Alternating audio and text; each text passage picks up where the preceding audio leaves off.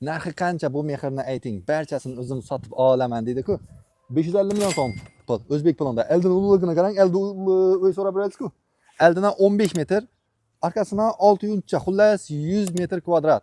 Tozash kapasitidamiz 50-maktabning arkasida. Hujjati, so'z, dokumentlari tayyor. Eng muhimi gaz bor. Nima deydi? Toza domlar ham gaz yo'q. Eshitdingizmi siz ham 2026-yildan toza qurilib turgan domlarga gaz berilmaydi deydi. Vazmining qaraganda 3 xonali domla puli 550 million so'm. Durgan yerimiz hol hisoblanadi.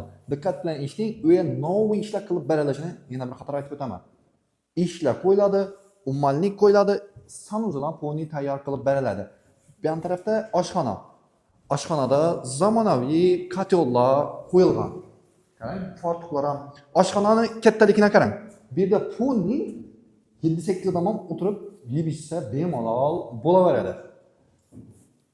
Eldulli bo'lgani uchun eldan 3 xona tushganda, bundan ham bugungi kunda noyob topiladimi deyapti. Balsa zol sifatida foydalanaverasiz. Atrofdan bo'lib turibdi, ishlar qistirib beriladi. Bu yerda sanuzul uchun joy qoldirilgan va beram pulni tayyor yashasha, foydalanisha qilib beriladi. Zina ne deydi? Zina 2 etapli qilingan. Shura yomondan bo'lishtirib kerak. Jumlarat boyankidan. Aytib o'tganim, ikkinchi etajdan pulni shofyorlikdan chiqarib beriladi va ishlari qistirladi. Qarang, patologlar ham ipsakardon arzon kiyib, natajnoy emas. Bu birinchi xonasi ikkinchi etajdagi. Bu yerda esa детский spalniy klass berdi. Bu yerni zol etib foydalansangiz bo'laveradi. Zol desa, zoldagi kattalikda.